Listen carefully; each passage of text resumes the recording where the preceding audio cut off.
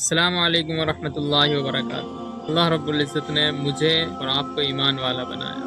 ایمان کا مل جانا یہ بہت بڑے فخر کی بات ہے، لیکن ایمان کو اس دنیا سے بچا کر لے جانا یہ بہت بڑی فکر کی بات ہے۔ ایمان جو بچے گا وہ ایمان کی محنت سے بچے گا۔ جب ہم ایمان کو بولیں گے، ایمان کو سنیں گے، ایمان کی چل پھر کر دعوت دیں گے تو ہمارا ایمان بنے گا، اور ہم نے ایمان کو بولنا سننا چھوڑ دیا تو ہمارا ایمان نکلتا چلا جائے گا۔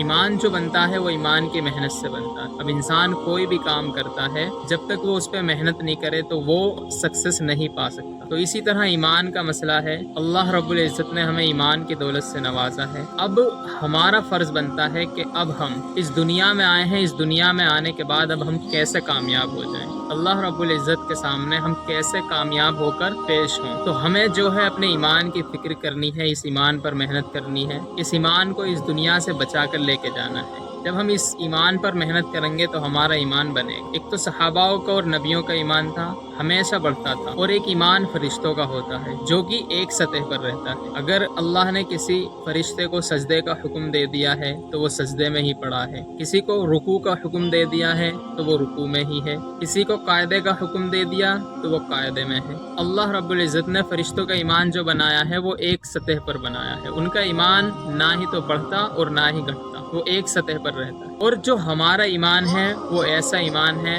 اگر ہم اس ایمان پر محنت کریں گے تو یہ ایمان بڑھے گا، اور اس ایمان پر اگر ہم نے محنت چھوڑ دی تو یہ ایمان گھٹتا چلا جائے اور ہمارے دلوں سے نکلتا چلا جائے، یہاں تک کہ ہم اپنے نمازوں کو چھوڑیں گے اور ہمیں احساس بھی نہیں ہو، اس درجے کا ہمارا ایمان گرتا چلا جائے گا۔ تو اس ایمان کو بنانے کے لیے ایمان کی محنت ہے، ایمان کی دعوت دینا ہے۔ صحاباؤں کا جو ایمان تھا وہ ایسا ایمان تھا کہ پہاڑ تو اپنی جگہ سے ہل سکتا ہے لیکن ان کا ایمان ٹس سے مس نہیں ہو سکتا۔ بلال رضی اللہ تعالیٰ عنہ کے بارے میں آتا ہے کہ جب انہوں نے ایمان کو قبول کیا تو ان کو اتنا مارا جاتا تھا، ان کو اتنا پیٹا جاتا تھا کہ انہیں تپتی ہوئی ریت پر لٹایا جاتا تھا اور سینے کے اوپر چٹان رکھ دی جاتی تھی تاکہ یہ ہل نہ سکے، موو نہ کر سکے۔ ان کو اتنا پیٹا گیا، ایمان کے خاطر ستایا گیا، لیکن انہوں نے جب بھی ایک ہی چیز کہی کہ احد احد۔ جب ان سے کہا جاتا تھا کہ بلال یا تو ایمان سے پھر جا یا اسی حالت میں اپنی جان دے دے، تو وہ ایک ہی چیز بولتے تھے کہ احد احد۔ تو دوستو، قربانیاں تو اس ایمان کے خاطر صحاباؤں نے دی ہیں، ہماری تو کوئی قربانی نہیں، ہم تو کسی کو نماز کی دعوت بھی نہیں دیتے۔ تو ہمارا فرض یہ ہے کہ ہم اپنی تو اصلاح کی فکر کریں ہی، ہمیں دوسروں کی بھی فکر کرنی ہے۔ اللہ نے قرآن میں فرمایا کنتم خیر امت اخرجت للناس، کہ تم ساری امتوں میں سب سے بہترین امت ہو۔ اب اللہ نے اس امت کو سب سے بہترین امت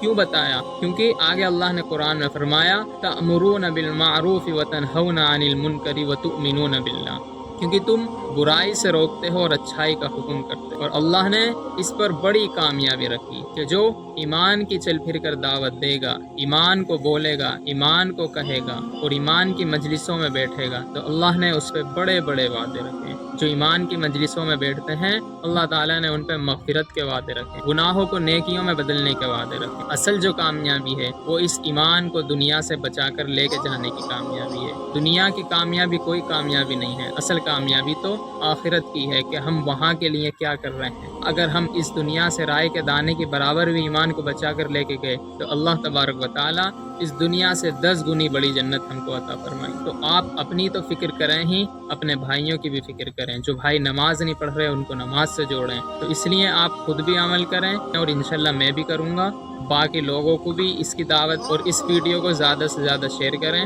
جزاک اللہ خیر۔